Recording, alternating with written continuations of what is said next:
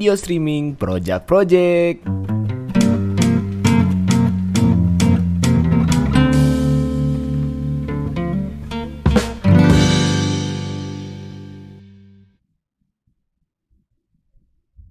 Ibu bapak dan teman-teman semuanya, ketemu lagi di Project. Udah ada orang luar biasa di tengah-tengah kita. Biasa di luar. Biasa di luar. Biasa di luar. Iya. Baba Liong sehat? Sehat tapi belum walafiat Belum. karena hari ini belum olahraga. Oh, belum olahraga. Gimana mau olahraga Iya. waktunya? Padat banget ya kayaknya hari ini ya. Hari ini aja udah bikin renungan 3 hari ke depan. 3 hari ke depan. Misa juga untuk sekolah Tadi tadi misa jam 2 jam 2. untuk misa sekolah penutupan retret Penutupan sekolah Binus. Wah. Jam 2. Sekarang Project Project jam 5. jam 5 ya. Nanti ada orasi lagi sama frater-frater ya. Iya, nanti Wah. malam mimpin adorasi lagi jam Jam 8. Tapi habis itu ada lagi acara lagi. apa tuh? Hanya kita yang tahu. Iya, Saya dan frater-frater yang tahu. siap presiden. Bukan. Oh, nanti kalau kesempatan misa di Lourdes, Mm-mm. nanti ditanya, Apa tuh? who is the president? Who is the Saya pernah president? jawab, who is the president? Mr. Jokowi. Oh, bingung dia. Bingung. Maksudnya memimpin misa itu siapa? Siapa? Oh. Selebran utamanya itu siapa? Itu waktu di kapel. Bukan presiden negara ya. Bukan presiden. Iya, Who iya. is the president? Jokowi. In my country, Jakarta. Oh, bingung dia. Bingung dia. Koster ya bingung. Koster bingung. Maksudnya ini dia ngomong gitu ya. Hmm. Ngomong bahasa Perancis lagi. Waduh, puyeng itu ya. Lingua Francaise Nah, gitu. seperti udah disinggung nih, udah bahas-bahas Lourdes tuh berarti ada hubungannya sama Maria nih. Ya. Ibu bapak dan teman-teman semuanya, dalam bulan Rosario ini kita mau bahas tentang Bunda Maria, secara khusus Bunda Maria sebagai Bunda Bela Rasa. Saya rasa sih pengalamannya nggak cuma dimiliki saya sama Baba Liong, tapi juga ibu bapak dan teman-teman semua punya pengalaman itu.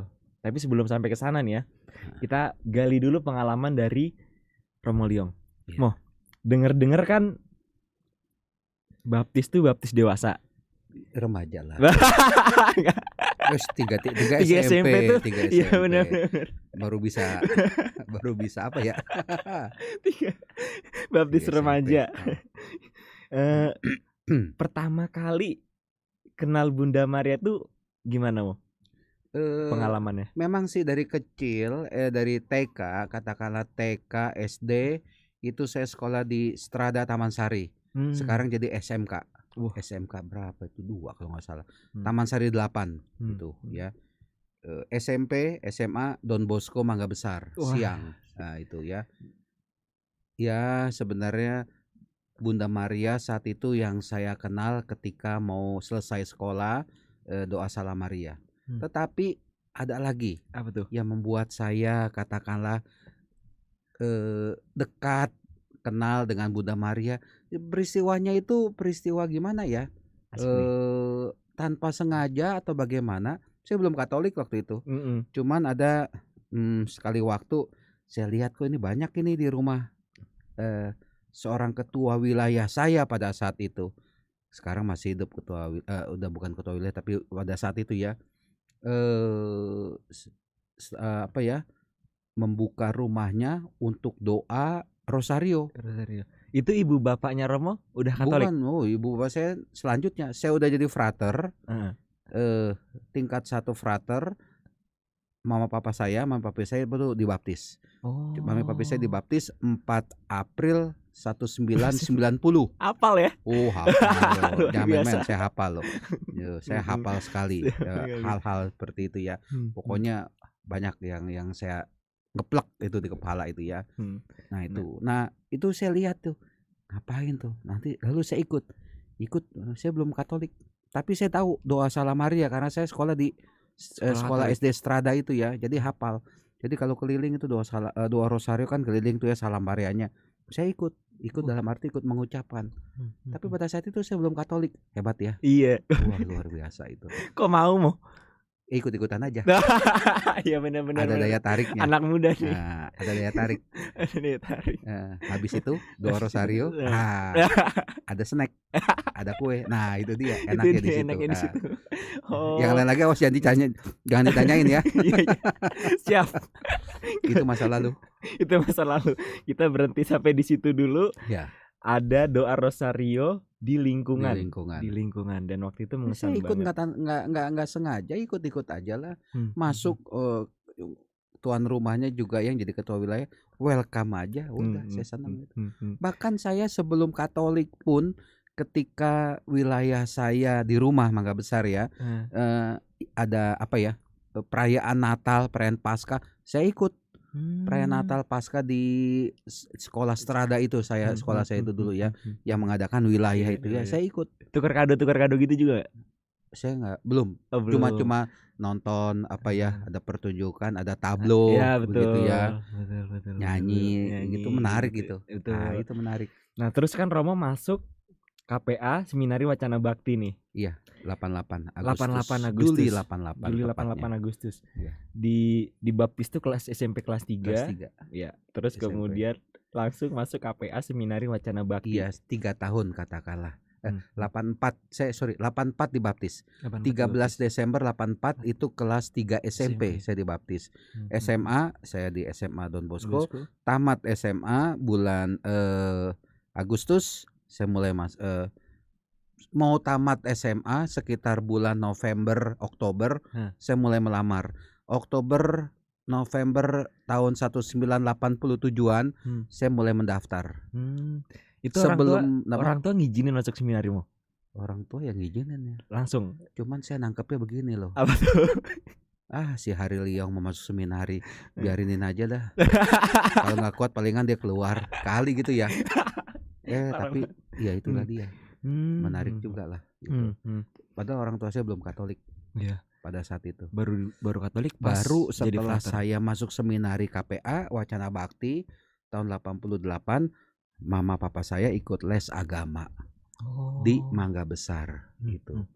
Ikut les agama, ada katekis yang mengajar gitu ya. Lalu akhirnya yaitu dia 4 April 1990 saya udah frater tingkat 1 ya, yang membaptis mami papi saya itu Romo Rohadi di gereja Mangga Besar. Saya ikut lalu diajak sama Romo Rohadi, ikut dampingnya naik. Pakai kasula, pakai jubah, pakai apa? Super pli itu ya. Ikut mendampingi. Wah, menarik sekali saat itu.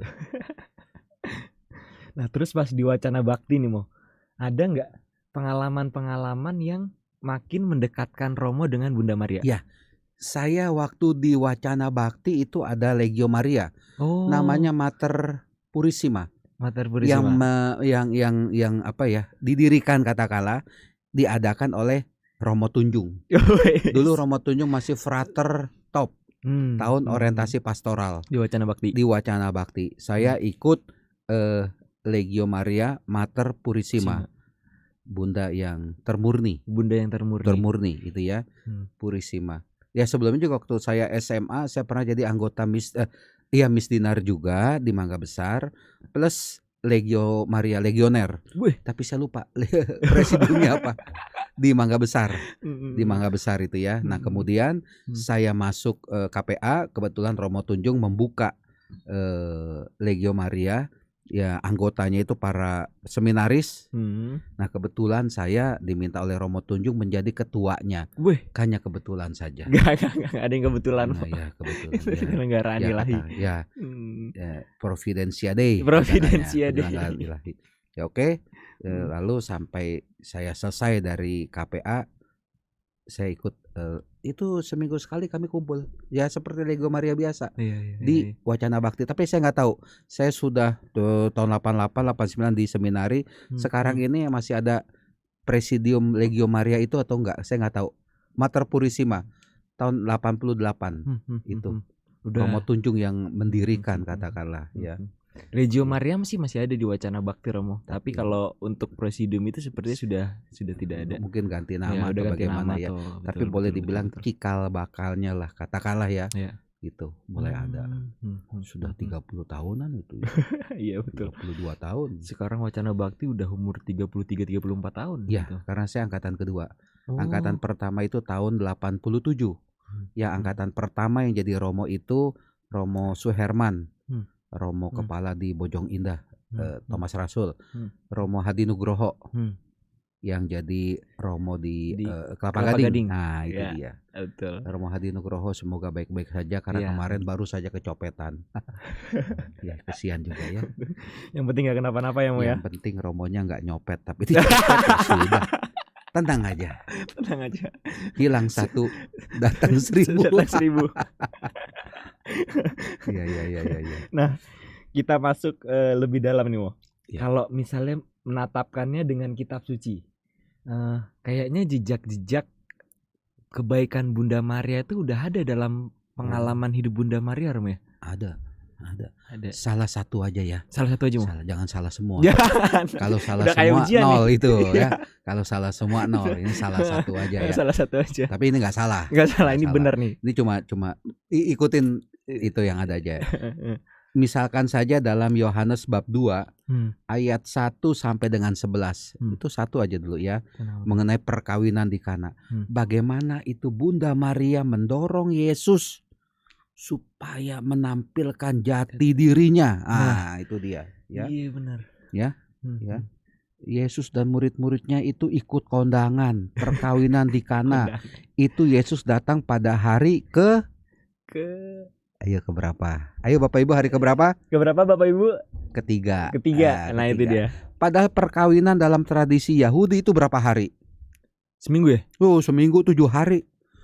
Hari ketiga udah kehabisan anggur. Waduh, masih panjang tuh.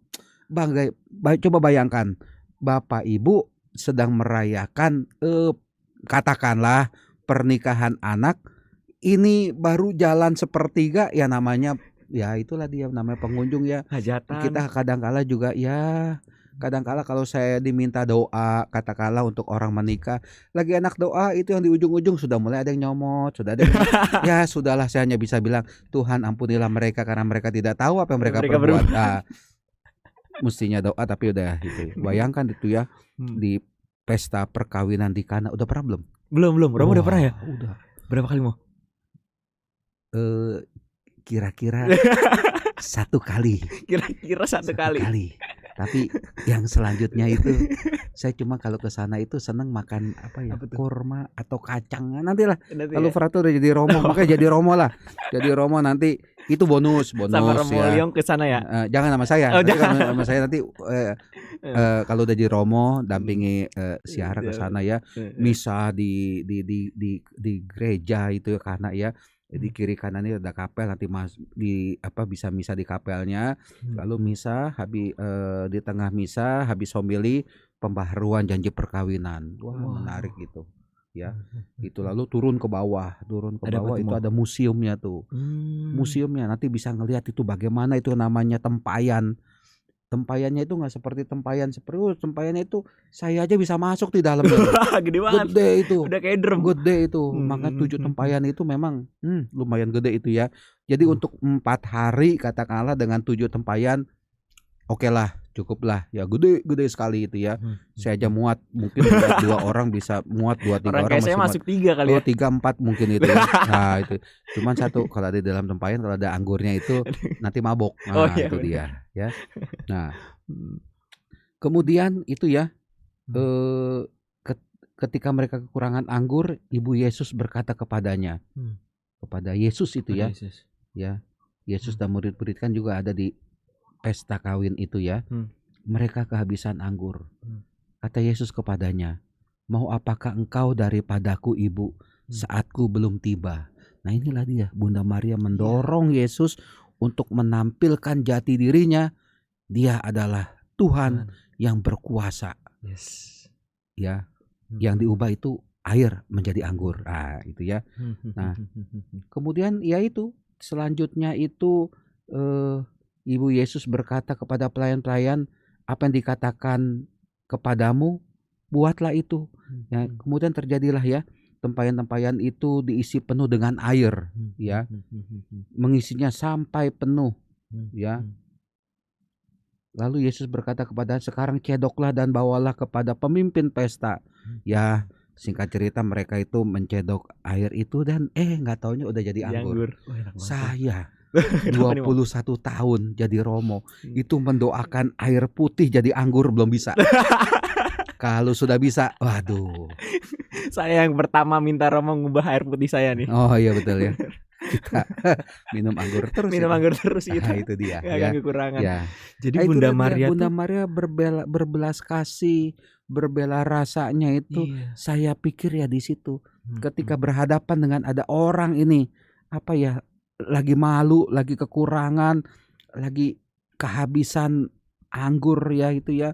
Ini menolong. Iya, Bunda betul. Maria menolong, menyelamatkan apa ya, muka. supaya muka keluarganya itulah katakanlah ya. Betul. Bayangkan ya, sama seperti saya bilang, kalau misalkan Anda melangsungkan pernikahan lalu apa ya, makanannya habis, Iya. pengunjung masih banyak itu, wah kan malu, bingung. Itu dia. Ini Bunda Maria katakanlah turut andil ya, turut andil ya, menyelamatkan katakanlah nama baik dari keluarga itu. Betul. Saya melihat di sinilah Bunda Maria punya bela rasa ya, punya kepedulian ya, mau membantu, mau memperhatikan orang yang lagi katakanlah kesusahan, lagi kesedihan itu. Nah, Ya, itu betul, Mo. Kalau misalnya katanya Santo Yohanes Paulus II di Ves in Misericordia tuh, hatinya Bunda Maria tuh memang kaya kan belas kasihan. Jadi ya segala perilaku, tindakan, lalu kemudian seperti yang Romo ucapkan tadi, sungguh memancarkan belas kasihnya itu sampai satu titik menyelamatkan orang lain dan juga menunjukkan keagungan putranya itu sendiri. Nah, sekarang masuk ke pengalaman Romo. Ada nggak 1-2 pengalaman gitu, Mo? Romo berdoa atau mohon kepada Bunda Maria lalu kemudian merasa mendapat belas kasih itu sendiri, Mo? Iya, ada. Kapan, Mo? Ada, itu sekitar 8 tahun yang lalu. Pas di mana, Mo? Tepatnya ketika saya sedang tugas di Pangkalan Lanut Adi Sucipto. Dulu mami saya kena stroke. Oh ya? Rebo abu. Itu rebo abu. Saya lagi bantu membagikan abu, begitu selesai karena kalau di Pangkalan tuh misalnya cuma sekali-sekali aja. Malam Natal atau Natal cuma sekali karena umatnya cuman pada saat itu ya 600-an. Ya. Apa punya mau ketika Rabu Abu mami saya kena stroke. Waduh, kasihan banget. Dan harus dioperasi. Dulu itu 8 tahun yang lalu. 8 tahun yang lalu. Ya mungkin ya 8 tahunan lebih yang lalu ya. Nah, kemudian masuk rumah sakit dioperasi karena pembuluh darahnya pecah. Pecah gitu.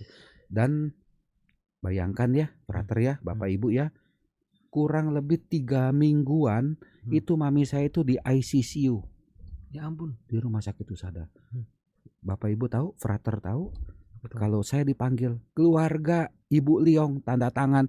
Ini tanda tangan ini sambil nangis loh. Tanda tangan untuk obat mami saya bisa 30 juta. Aduh, pokoknya gitulah. Bisa paling murah itu sekitar 15-20-an juta. Ya ampun. Tanda tangan. Artinya saya setuju dengan obat itu. 3 mingguan lebih di ruang ICU. Selesai 3 mingguan di ruang ICU karena saya bolak-balik Jakarta Jogja ya. Lalu ditambah sekitar 2 mingguan kalau nggak salah ya, di ruang unit stroke di lantai 4 di rumah sakit Husada itu. Dari awal masuk sampai akhir keluar, tahu habis biaya berapa? Berapa tuh, Mo? Mungkin sekitar 1 Fortuner. Setengah M, hampir setengah M. Duit dari mana saya? Tanah banyak tapi cuma sepengki 2 pengki. Ya, tanah saya itu loh ya. Nah pada saat itu ya gimana ya? Saya ingat ini yang tadi tuh ya. Ya udah coba, dalam arti Bunda Maria bisa mendorong Tuhan Yesus, apa katakanlah ya, ini apa, mendorong Tuhan Yesus untuk melakukan suatu mukjizat air menjadi anggur. Maka saya juga berdoa, Bunda Maria tolong ya, dengan kalimat Tuhan, Bunda Maria ini situasi seperti ini, tolong kami Bunda Maria. Ya tentu saja saya juga berdoa pada Tuhan Yesus, tolong. Ya Bunda Maria tolong kami, ya. Syukur kepada Allah.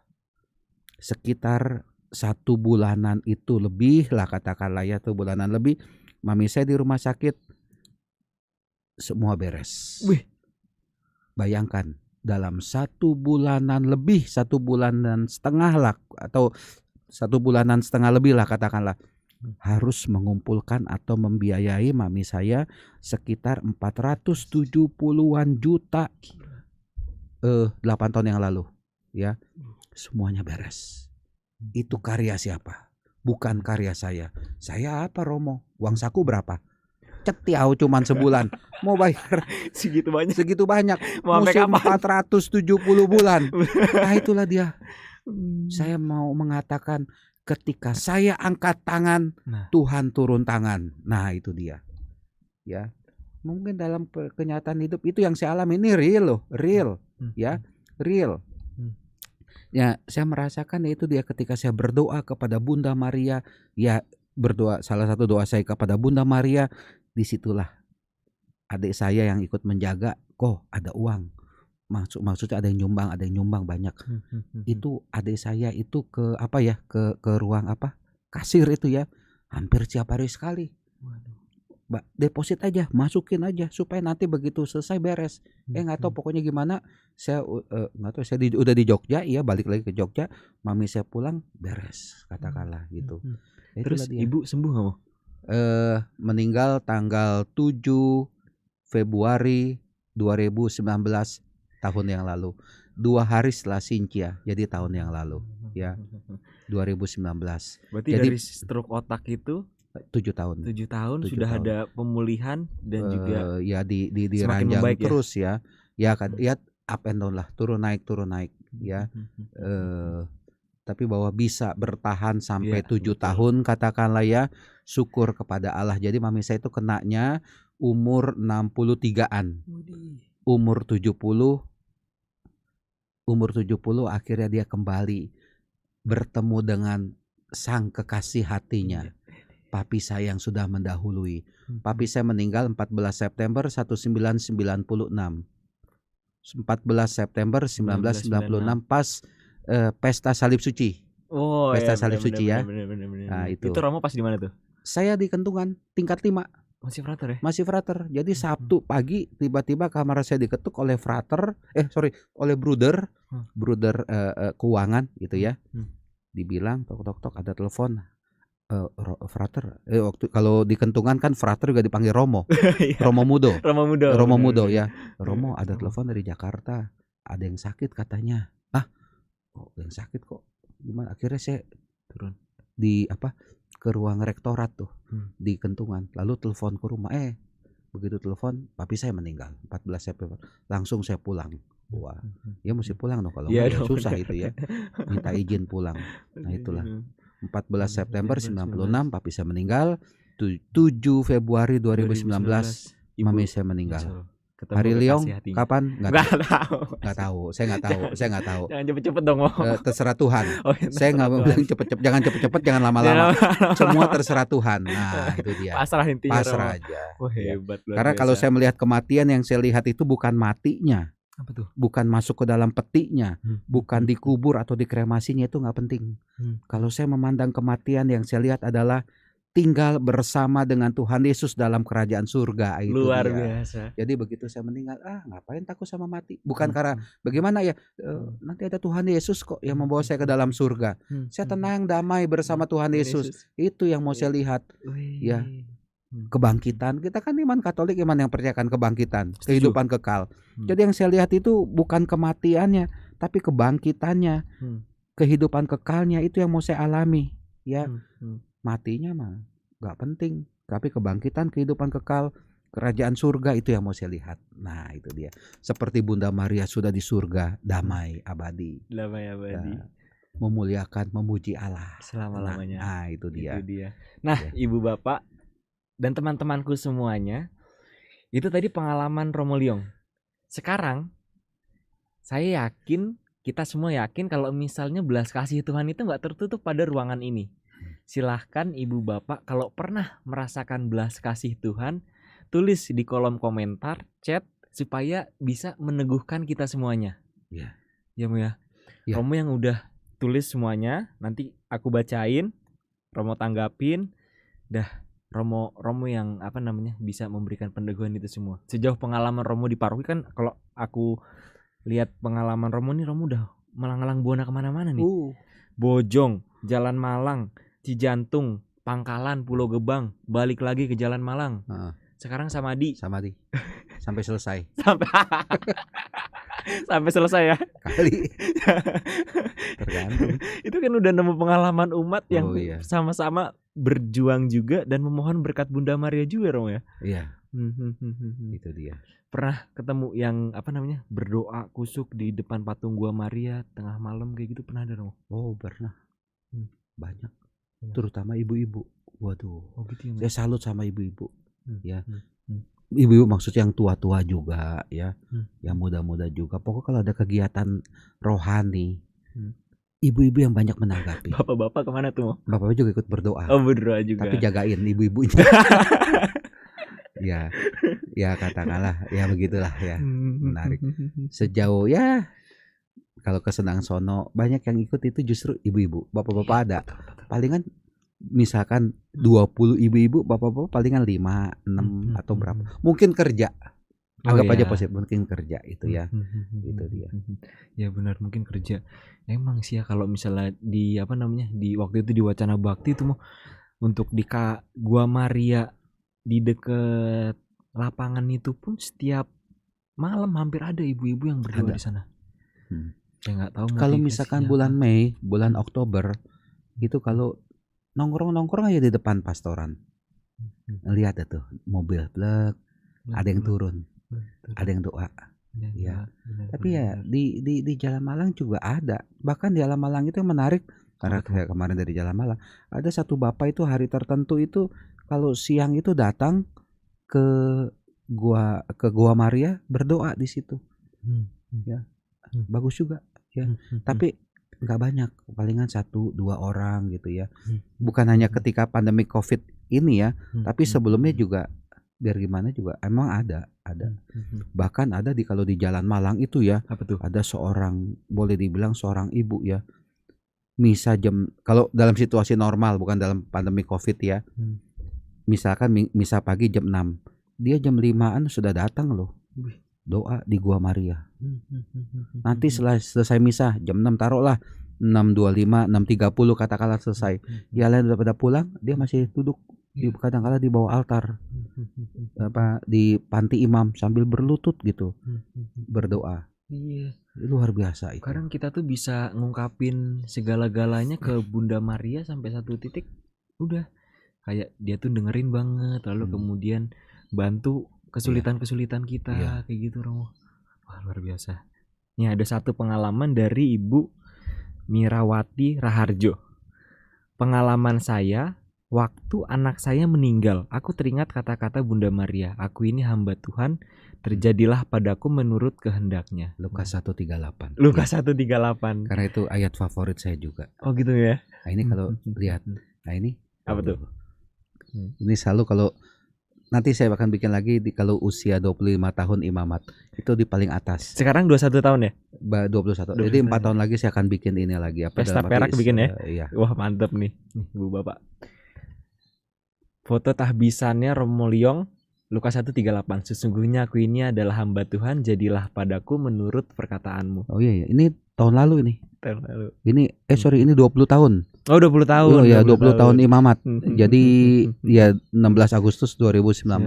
Tapi kurang gondrong kayak pertama kesini nih, jenggotnya udah hilang. Ini belum ada jenggot. Waktu kesini ada jenggot. Iya. Udah kayak Yesus tuh. Oh, ditegur. Habis ditarik-tarik melulu. Tuh ya ada di kamar saya suka narik-narik kalau malam. Horor banget. Yang narik-narik bukan orang loh. Ya, itu dia. Lukas 1:38. Oh, ternyata punya sama-sama klik nih. Ya. Terus ada Ibu Caroline Halim. Saat di Lourdes dengan pertolongan Bunda Maria bisa ikut mandi, padahal antrian panjang sekali dan waktu itu sudah mepet untuk berangkat ke stasiun. Oh iya. Oh, naik TGV dia. Oh, gitu gimana? Kereta cepat. memang ya biasanya itu kalau di Lord bacanya sih bener Lord. Tapi kita suka bilang Lordes udahlah. Iya iya. Sama-sama Ini masih bener lah. lidah kalender nih. Indonesia itu ya. Iya. Jadi biasanya itu biasanya hari kedua sih ya. Ya tergantung. Kali ini ibu ini kalau naik kereta mungkin yang atau bersama sendiri atau emang ada kesempatan untuk mandi. Itu kalau mandi itu ngantrinya itu panjang. Oh gitu. Panjang. Yang Kolamnya ini grotto, tuh ini grotto bukan kolam. Ini grotto, guanya masuk terus ke sana, itu masuk ke kamar-kamar. Jadi ada kamar. Yang ini bagian ini lelaki, bagian itu perempuan, ibu tuh ya. Nanti ini sini tempat duduk ini udah panjang ini, mengular itu. Ya. Nah, bayangkan kalau misalkan datangnya udah agak siang gimana? Ya nunggu. Jadi sekali masuk itu ada berapa ya? 10 orang atau gimana tuh ya? Nanti masuk kayak ada bak begitu. Lalu di doa. Nah waktu itu saya juga saya iseng tuh. Begitu saya ditanya mau doa apa, doanya kan doa Salam Maria kan, doa Salam Maria. Ditanya mau bahasa apa, ada Inggris, ada Belanda, ada Jerman. Saya bilang Indonesia. Pada bingung mereka. Iya itu yang volunteernya itu ya, bule semua tuh ya, orang-orang Eropa tuh ya, ditanyain kan. Dia tahu kalau saya Romo Father, mau doa pakai bahasa apa, doa Salam Maria. Indonesia, bingung dia. Oh no, I can Indonesia, nggak bisa bahasa Indonesia. Terus pakai bahasa apa tuh? Inggris aja. Oh pakai bahasa Inggris. Terus celupin 3 kali, terus cium apa itu ada patung Marianya. Udah gitu selesai dah. Cepet sih, memang cepet. Kurang lebih 5 menitan lah, kurang lebih 5 menitan gitu ya. Orang gitu selesai. Umat tuh percaya kalau yakin ya di situ tuh bakal banyak mukjizat atau apa namanya kesembuhan ketika masuk ke kolam itu, Romo, atau ke tempat mandi itu. Itulah mandi. dia. Kalau misalkan ada kesempatan nanti terjadi Romo itu di grotto itu ya, di Gua Maria itu kadang-kala di atasnya itu di apa dipajang itu apa tongkat atau apa ya kalau orang yang cacat atau gimana ya ditaruh di sana. Biar bagaimanapun juga saya percaya mukjizat dari Tuhan itu terus akan mengalir. Nah, cuma Tuhan lewat caranya tersendiri akan apa ya memberikan melimpahkan mukjizat itu. Mukjizat itu apa? Apa tuh? Tanda limpahan kasih Tuhan kepada kita. Oh, jadi nggak selalu hal yang besar-besar, Meh? Enggak ya. Apapun kita bentuknya. Nanti malam bisa makan nasi goreng. Itu mukjizat. Kali itu ya. Kali. Siap. Itu dia. Ya. Kita Pokoknya besok pagi bisa bangun sehat. Itu mukjizat. Itu mukjizat. Kita lagi sumpek di kamar. Nah, lalu kita keluar ada frater lagi adorasi. Nanti gitu ya, kali gitu ya. Wih iya ngapain saya pusing-pusing, ada Tuhan Yesus. Nyaman. Kita besok bisa olahraga gitu. Nah itu dia. Wah, lagi gimana lapar, ke ruang makan, rafter itu ruang makan, ada bolu enak ini. Itu mukjizat dari Tuhan. Macam-macam mukjizat itu saya nggak mau artikan sesuatu yang luar biasa. Yang kecil-kecil juga merupakan mukjizat. Yang besar-besar juga ada. Ya, betul. Mungkin ada orang yang lumpuh bisa berjalan. Itu kan boleh dibilang kehendak Allah. Terserah Tuhan. Kalau orang Jawa bilang monggo kerso Gusti ya. Betul. Terserah Tuhan. Itu kalau ada tamu terus disajiin monggo kerso kayak gitu Romo ya. Bapak Ibu, ketika Anda memberi senyum kepada orang lain, itu juga mukjizat. Nah, karena bisa saja orang itu ya, bisa saja. Aduh, hidup saya kok menderita, hidup saya susah, saya mau gantung diri, saya mau bunuh diri. Itu ada rel kereta, saya mau tabrakan diri saya ke kereta. Ini misalkan contoh ya.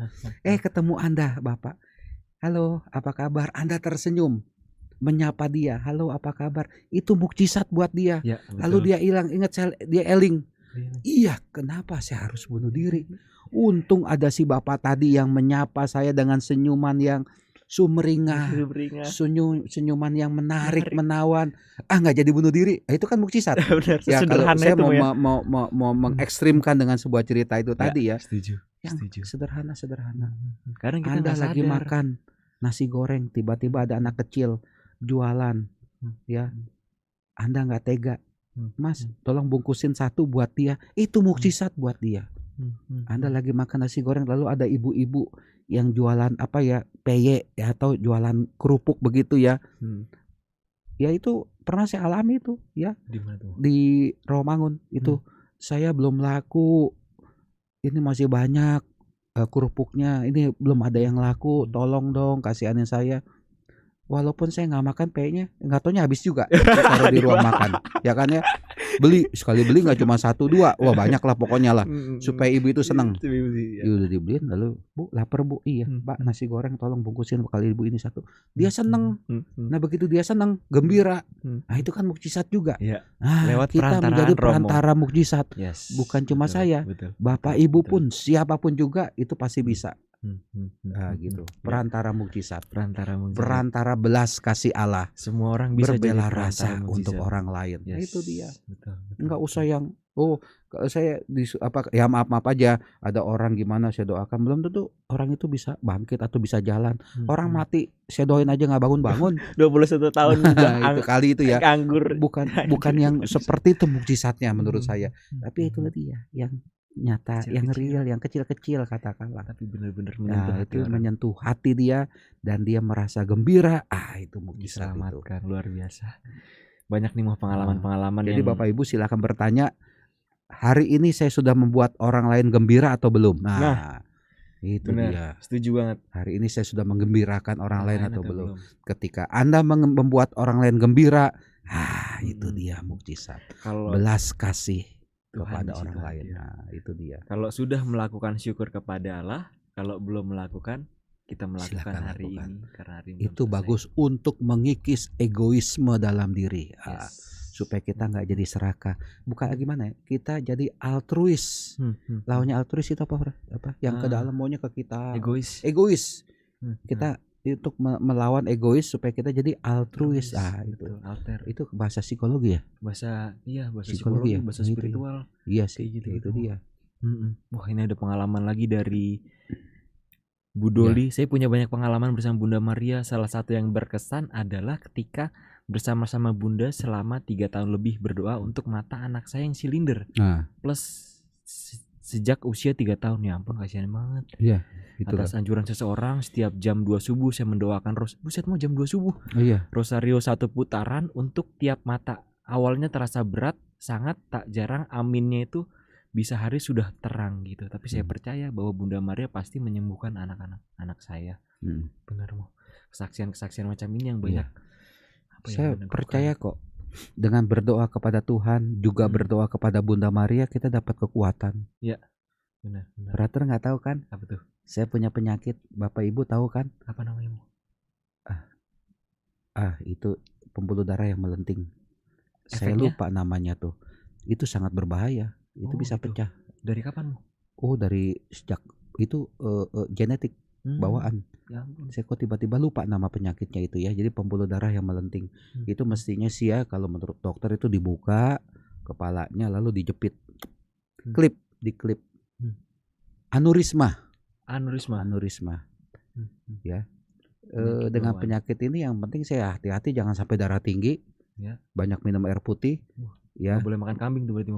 Kambing kalau di sate boleh. Kalau kambing hidup-hidup dimakan nggak boleh. Itu bahaya. Bisa diseruduk. Itu dia. Tapi katanya ya bukan cuma kambing atau gimana ya, suasana batin, suasana hati itu ya, supaya nggak terlalu tensinya nggak terlalu tinggi, tekanan darah nggak terlalu tinggi itu. Dan saya selalu berdoa, kalau bisa doa saya, ya Bunda Maria kuatkan saya dengan aneurisma yang ada di kepala saya. Nanti silakan buka di Google itu aneurisma itu apa. Ya, ini udah ada yang chatting aneurisma Romo kayak gitu. Iya, itu dia. Itu ada itu saya. Saya udah di DSA kepala saya. Yang dokter terawan yang jadi menteri kesehatan yang melakukan, tapi yang melakukan ini katanya sih lebih sahabat kentalnya dokter Setiawan. Tentara juga. Dulu pernah jadi wakil ketua Dewan Paroki di Pulau Gebang. Dia itu. Wah, banyak. Di DSA di digitally subtraction angiografi disemprot itu. Jadi pembuluh darah yang tersumbat disemprot. Itu kayaknya penyakit jarang Romo ya. Kenapa? Enggak apa namanya? Aneurisma. Saya nggak tahu ya. Pokoknya dari sekian orang ada beberapa yang biasanya kena ada. Oh, okay. Ada. Tapi nggak apa-apa. Saya percaya ada Bunda Maria, ada Tuhan Yesus. Luar biasa. Dokternya dia bilang, Romo jangan khawatir. Romo ini ada penyakit bawaan seperti ini bukan setahun dua tahun, udah puluhan tahun, dan Romo nggak apa-apa. Langsung saya bilang apa? Ya, ada Tuhan Yesus. Ada Bunda Maria. Tapi bukan berarti wah kita makan aja durian, sate, bir, alkohol, nggak apa-apa ada Tuhan Yesus. Itu Tuhan Yesus akan bilang bodoh amat. Kali Tuhan Yesus akan bilang begitu ya. Iya, iya, kita selalu mengandalkan Tuhan Yesus, tapi kitanya nggak menjaga diri, nanti Tuhan Yesus juga bilang bodoh amat lah. Itu kali ya. Kita juga harus jaga diri. Bener, hati ya. Tetap percaya sama Tuhan Yesus, sama Bunda Maria. Bunda Maria juga mendampingi, melindungi saya. Kita juga. Tapi kita juga mesti hati-hati kali itu ya. Nggak terlalu macam-macam, nggak terlalu aneh-aneh. Gitu. Nah itu. Saya juga emang kebetulan nggak suka duren. Oh gitu ya. Kalau satu, saya nggak suka duren kalau cuma satu. Gitu, Romo katanya punya trik bedain duren yang manis sama yang nggak manis. Oh iya benar. Apa tuh? Saya bisa digetok nih, nanti bisa digetok Bapak Ibu. Katanya kalau duren yang manis gimana, tahu nggak? Durinya ganjil. Jadi harus kalau durinya ganjil manis. Coba dihitung, Frater hitung dah. Kan mau digetok saya sama Bapak Ibu nanti. Jangan digetok Romonya ya Pak. Kalau genep nggak manis. Katanya. Oh katanya. Iya itu harus dia. ganjil. Iya itu dia. Makanya kalau orang beli beras kan sekarang ini literan. Coba kalau beli beras butiran. Bu beli beras 300 butir, baru ngitung ada si yang lain Frater yang beli lupa ngitung lagi dari awal. Itu dia. Ini tambahan aja lah ya. Aja bener. Wawan canda namanya juga. Wawan canda iya. Nah itu Ibu Bapak, pengalaman Romo Liong yang luar biasa, pengalaman Ibu Bapak juga luar biasa. Nah kita sampai di penghujung acaranya. Saya minum dulu ya. Silakan Romo. Ini enak sekali lo minum. Enak sekali. Ini bikinan Frater. Dibikinin sama Frater Brian. Semua yang sama bikinan Frater sama Panca. Frater itu. Ya Frater ya. Terima kasih ya. Nah, Ibu Bapak. Oh ini teh ya. Saya pikir anggur, air yang diubah oleh Yesus jadi anggur itu. Bukan. Romo udah 21 tahun masih belum bisa Romo ya. Kita juga belum bisa Romo. Iya.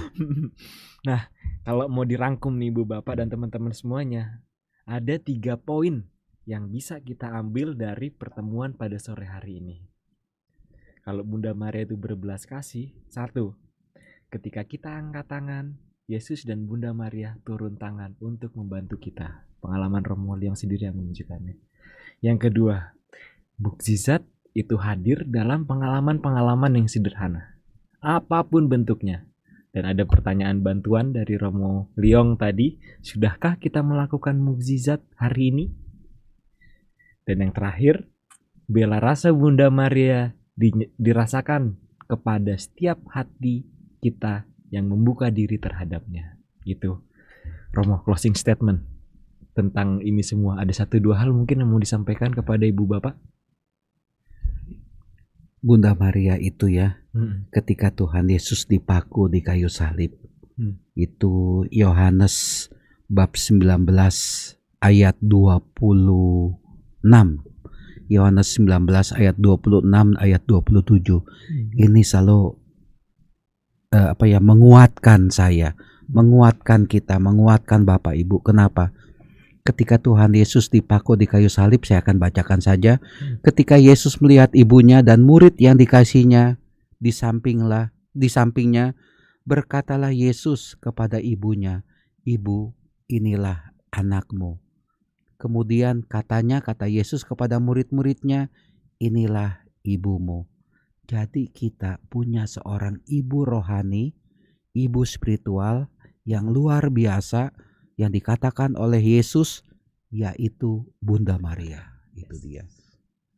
Kita punya ibu yang benar-benar menyayangi, yang mencintai kita, hatinya berbelas kasih, berbela rasa kepada kita, Bunda Maria. Maka dari itu, jangan sekali-sekali melupakan Bunda Maria dalam hidup kita.